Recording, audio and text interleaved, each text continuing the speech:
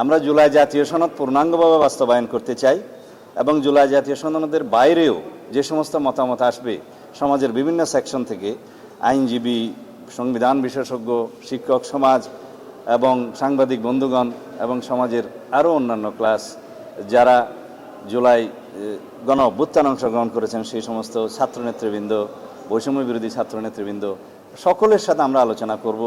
আমরা বিচারপতিদের সাথে আলোচনা করব, আমরা সুপ্রিম কোর্ট আইনজীবীদের সাথে আলোচনা করব।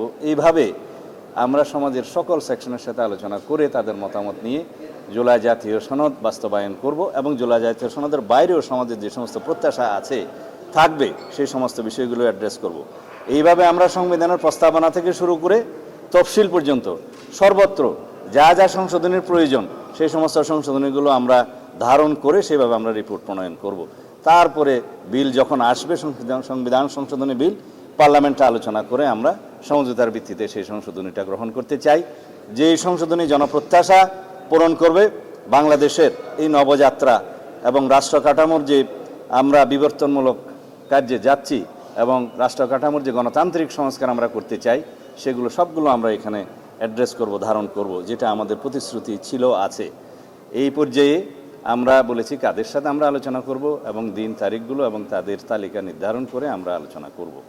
এবং তারপরে একটি কথা আমি বলেছি, বিরোধী দলের পক্ষ থেকে যে 5টি নাম দেওয়ার কথা ছিল সেই নামগুলো আমরা এখনও পাইনি। আমি আশা করি তারা হয়তো অনুধাবন করবেন, এক পর্যায়ে তারা হয়তো তাদের নাম দিবেন এবং তাদের সাথেও আমরা আলোচনা করব। এছাড়াও নাম যদি নাও দেয়, আমরা সকল বিরোধী দলীয় যারা দল আছেন, সদস্য আছেন, তাদের সকলের পরামর্শ আমরা গ্রহণ করব। তারা যদি মিটিংয়ে এসে দেয় ভালো, মিটিংয়ের বাইরে দিলেও আমরা সেটা গ্রহণ করব, লিখিতভাবে যদি দেয়। তো এইভাবে আমরা একটা গ্রহণযোগ্য সংশোধনী আনতে চাই এবং জনপ্রত্যাশা সব কিছু আমরা ধারণ করতে চাই। সবার সাথে আলাপ আলোচনা করে আমরা সেই রিপোর্টটা প্রণয়ন করতে চাই। কমিটির সামনে চ্যালেঞ্জ নেই, আমাদের প্রত্যাশা আছে, আমরা সবার সাথে আলোচনা করতে চাই। এটাকে আমি চ্যালেঞ্জ বলতে চাই না, যেহেতু আমরা উদার এবং ওপেন, আমরা সবার কথা শুনবো।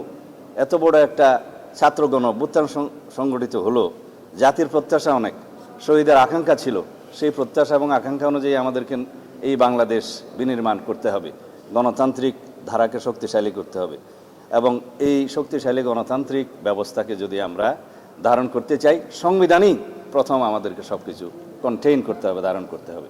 এটা আমাদের কামনা করি আমরা এবং জাতি আমাদের কাছে সেই প্রত্যাশা রাখি।